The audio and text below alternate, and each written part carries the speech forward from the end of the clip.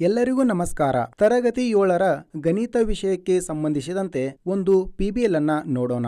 ಇದು ಸುತ್ತಳತೆ ಮತ್ತು ವಿಸ್ತೀರ್ಣ ಅಧ್ಯಾಯಕ್ಕೆ ಸಂಬಂಧಿಸಿದೆ. PBL ನ ಹೆಸರು ನಕ್ಷೆ ಬರೆಯುವರಾಗಿ. ಇಲ್ಲಿ ಒಳಗೊಂಡ ಪರಿಕಲ್ಪನೆಗಳು ಚೌಕ ಮತ್ತು ಆಯತದ ಸುತ್ತಳತೆ ಹಾಗೂ ವಿಸ್ತೀರ್ಣದ ಸೂತ್ರಗಳು, ಕಲಿಕಾ ಫಲಗಳು, ದೈನಂದಿನ ಸನ್ನಿವೇಶಗಳಲ್ಲಿ ವಿಸ್ತೀರ್ಣ ಹಾಗೂ ಸುತ್ತಳತೆಯ ನಡುವಿನ ವ್ಯತ್ಯಾಸವನ್ನು ತಿಳಿದುಕೊಳ್ಳುವರು. ಸೂಕ್ತವಾದ ಸೂತ್ರಗಳನ್ನು ಬಳಸಿಕೊಂಡು ಸರಳ ಆಕೃತಿಗಳ ಸುತ್ತಳತೆ ಹಾಗೂ ವಿಸ್ತೀರ್ಣವನ್ನು ಕಂಡುಹಿಡಿಯುವರು. PBL ಅನ್ನು ಶುರು ಮಾಡೋಕು ಮುಂಚೆ ಮಕ್ಕಳಿಗೆ ಒಂದು ಆಲೋಚನಾ ಪ್ರಶ್ನೆ. ಒಂದು ನಿರ್ದಿಷ್ಟ ವಿಸ್ತೀರ್ಣಕ್ಕೆ ಸುತ್ತಳತೆಯು ಯಾವಾಗಲೂ ಒಂದೇ ಆಗಿರುತ್ತದೆಯೇ? ಚಟುವಟಿಕೆ 1 ಫೋಟೋಗಳಿಗೆ ಚೌಕಟ್ಟು ರಚಿಸುವುದು.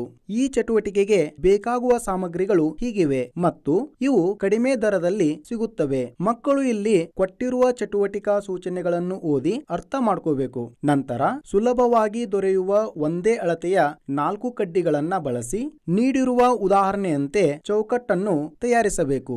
ನಂತರ ಆ ಚೌಕಟ್ಟಿನ ಒಳಗೆ ನಿಮ್ಮ ಭಾವಚಿತ್ರವನ್ನ ಇರಿಸಿ ಚಟುವಟಿಕೆಯನ್ನು ಪೂರ್ಣಗೊಳಿಸಿ. ಈ ಚಟುವಟಿಕೆ ಪೂರ್ಣಗೊಂಡ ನಂತರ ಇಲ್ಲಿ ಕೇಳಿರುವ ಪ್ರಶ್ನೆಗಳಿಗೆ ಉತ್ತರಿಸಬೇಕು.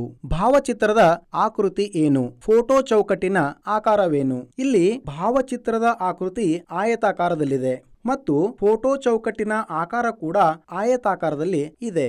ಭಾವಚಿತ್ರ ಇರುವ ಜಾಗದಲ್ಲಿ ನೀವು ಅಲಂಕಾರ ಮಾಡಬಹುದೇ? ಫೋಟೋ ಅಂಟಿಸಿದ ಜಾಗದ ಮೇಲೆ ಏನನ್ನು ಉಪಯೋಗಿಸಬಹುದು? ಅದೇ ರೀತಿ ಫೋಟೋ ಸುತ್ತಲೂ ನೀವು ಅಲಂಕಾರ ಮಾಡಬಹುದೇ? ಫೋಟೋ ಸುತ್ತಲೂ ಏನನ್ನು ಬಳಸಬಹುದು?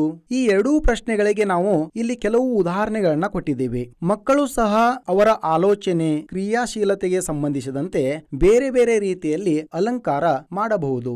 ಇನ್ನ ಮುಂದಿನ ಪ್ರಶ್ನೆಗಳನ್ನ ನೋಡುವುದಾದರೆ, ಫೋಟೋದ ಒಟ್ಟು ವಿಸ್ತೀರ್ಣ ಮತ್ತು ಒಟ್ಟು ಸುತ್ತಳತೆ ಎಷ್ಟು? ಚೌಕಟ್ಟಿನ ಒಳಗೆ ಕಾಣುವ ಫೋಟೋದ ವಿಸ್ತೀರ್ಣ ಎಷ್ಟು? ಚೌಕಟ್ಟಿನಲ್ಲಿ ಕಾಣುವ ಫೋಟೋದ ಸುತ್ತಳತೆ ಎಷ್ಟು? ಚೌಕಟ್ಟಿನ ವಿಸ್ತೀರ್ಣ ಹಾಗೂ ಫೋಟೋದ ವಿಸ್ತೀರ್ಣ ಒಂದೇ ಆಗಿದೆಯೇ? ನೀವು ಗಮನಿಸಿದ್ದನ್ನ ವಿವರಿಸಿ. ಚೌಕಟ್ಟಿನ ಸುತ್ತಳತೆ ಹಾಗೂ ಫೋಟೋದ ಸುತ್ತಳತೆ ಒಂದೇ ಆಗಿದೆಯೇ? ನೀವು ಗಮನಿಸಿದ್ದನ್ನ ವಿವರಿಸಿ. ಇಲ್ಲಿ ವಿಸ್ತೀರ್ಣ ಮತ್ತು ಸುತ್ತಳತೆಯು ಅದು ಹೊಂದಿರುವ ಉದ್ದ ಮತ್ತು ಅಗಲದ ಮೇಲೆ ಡಿಪೆಂಡ್ ಆಗಿರುತ್ತದೆ. ಉದಾಹರಣೆಗೆ ಉದ್ದ 2 ಸೆಂಟಿಮೀಟರ್, ಅಗಲ 3 ಸೆಂಟಿಮೀಟರ್ ಇದ್ದಾಗ ಅದರ ವಿಸ್ತೀರ್ಣ ಉದ್ದ ಇಂಟು ಅಗಲ ಅಂದರೆ 2 ಇಂಟು 3 = 6 ಚದರ ಸೆಂಟಿಮೀಟರ್ ಆಗುತ್ತದೆ. ಅದೇ ರೀತಿ ಸುತ್ತಳತೆ 2 ಉದ್ದ ಪ್ಲಸ್ 2 ಅಗಲ ಅಂದರೆ 4 + 6 = 10 ಸೆಂಟಿಮೀಟರ್ ಆಗುತ್ತದೆ. ಇನ್ನು ಕೊನೆಯ 2 ಪ್ರಶ್ನೆಗಳಿಗೆ ಬಂದಿರುವ ಉತ್ತರದ ಆಧಾರದ ಮೇಲೆ ವಿವರಣೆ ಕೊಡಬೇಕು. ಧನ್ಯವಾದಗಳು.